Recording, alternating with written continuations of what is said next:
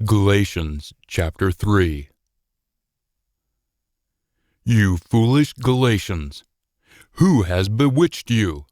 Before whose eyes Jesus, the Anointed One, was graphically fastened to the stake? I want to learn this one thing from you. Did you get the Spirit on the basis of your works of the law, or on the basis of your faith in the message that you heard? Are you really so foolish? What you first undertook with the Spirit, are you now completing with your flesh?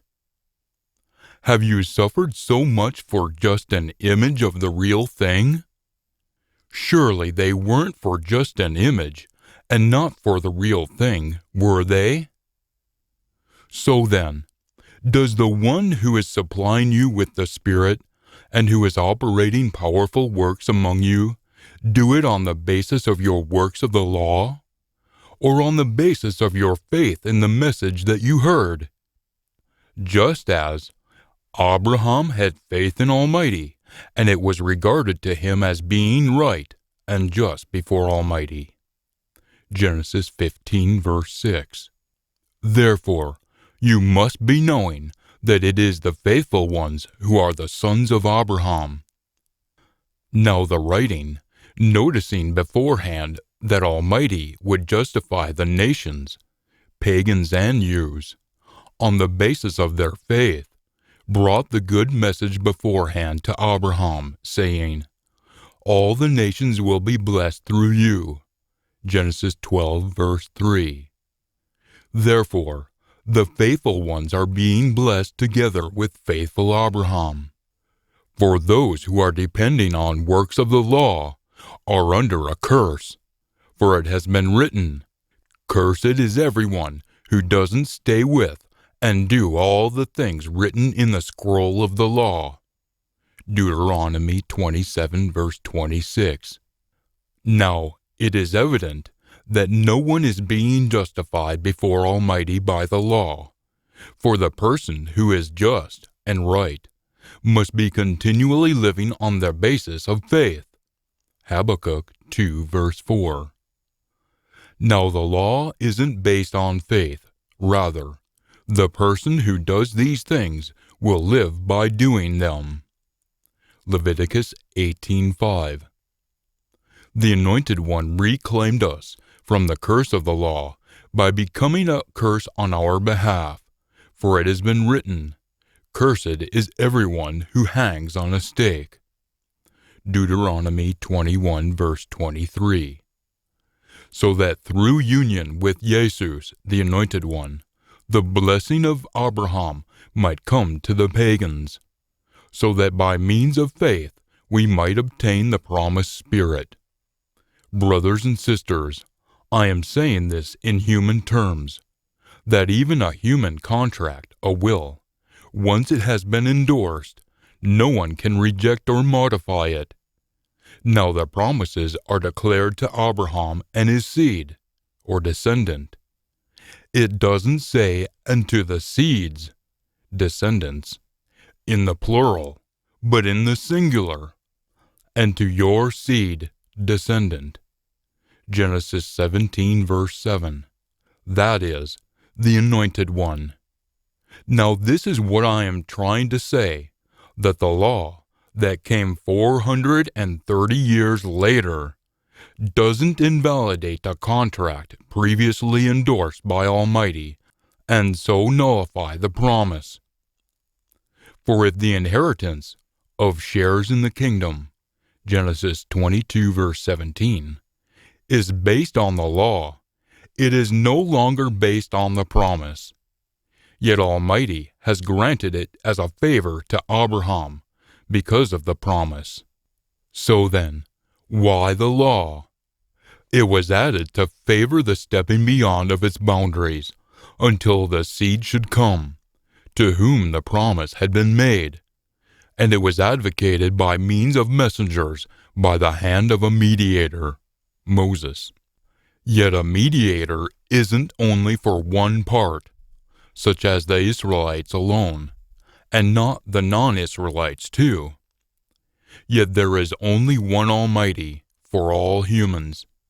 So then, is the law contrary to Almighty's promises? May it not come to that.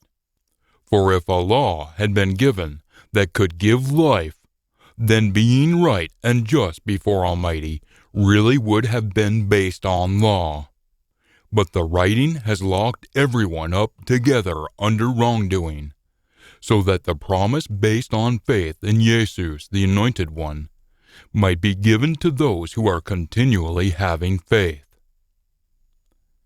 Now before this faith came, we were constantly being militarily guarded under the law, as we were locked up together in preparation for the faith that was about to be revealed.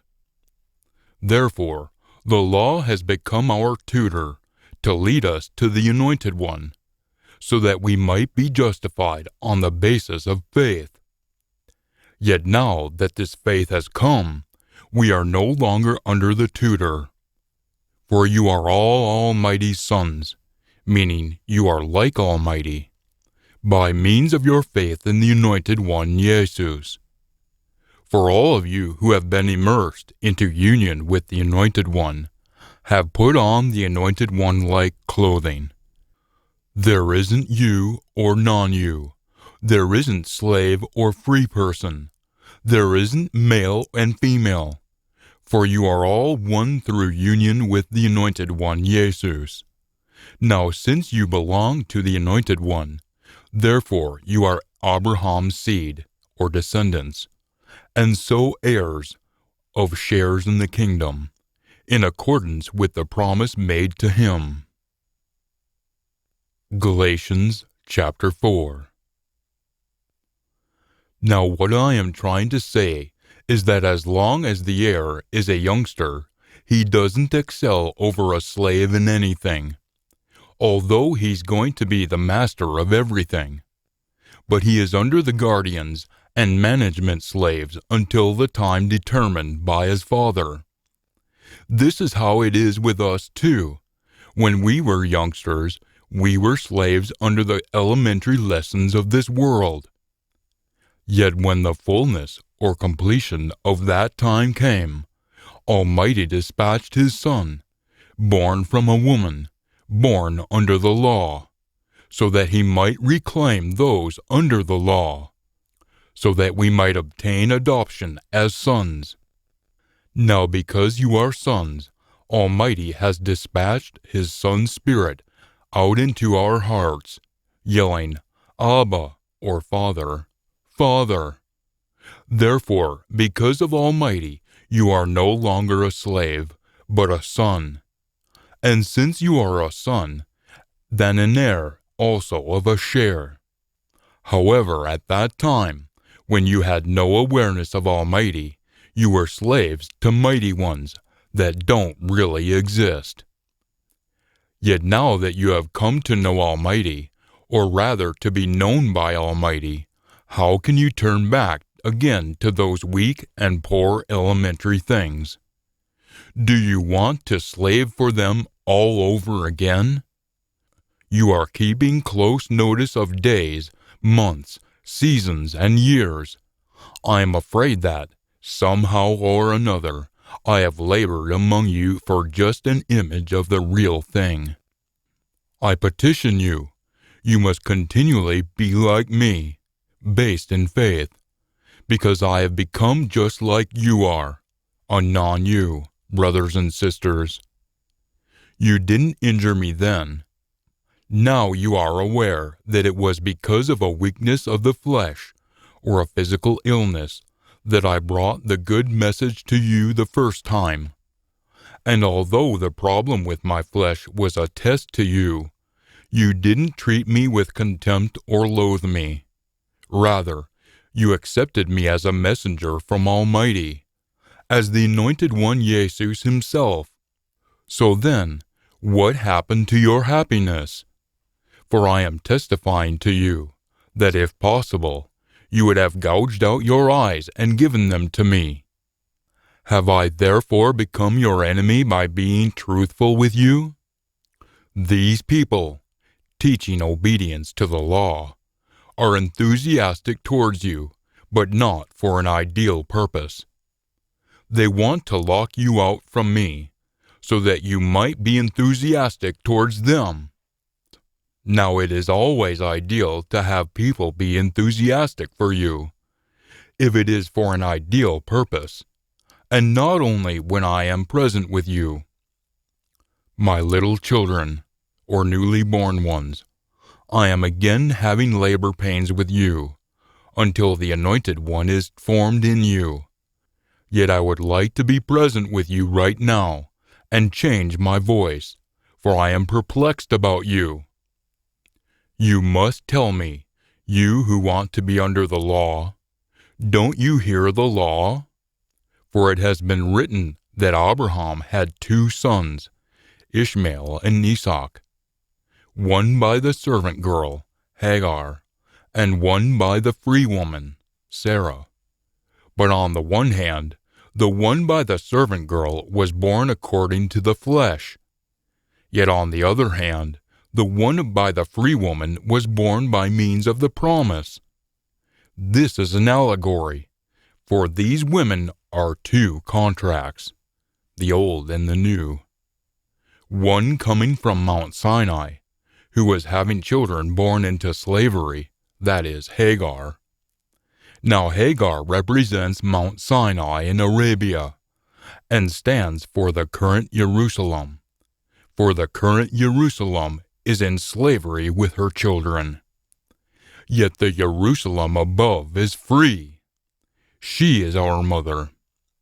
For it has been written, you must be glad, you barren woman, Sarah, who never gives birth. You must burst out into crying out with joy, you who are never having labor pains. For the wasted woman, Sarah, is going to have many children, even more than Hagar, the one who has the husband, Abraham, with her. Isaiah 54, verse 1. Now you, brothers and sisters, like Isaac, are children of promise.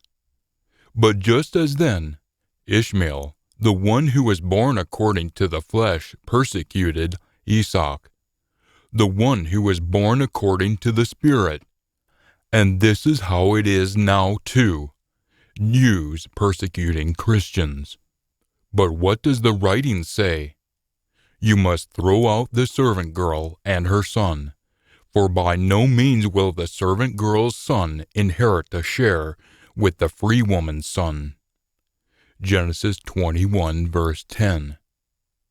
For this reason, brothers and sisters, we are children not of the servant girl, but of the free woman.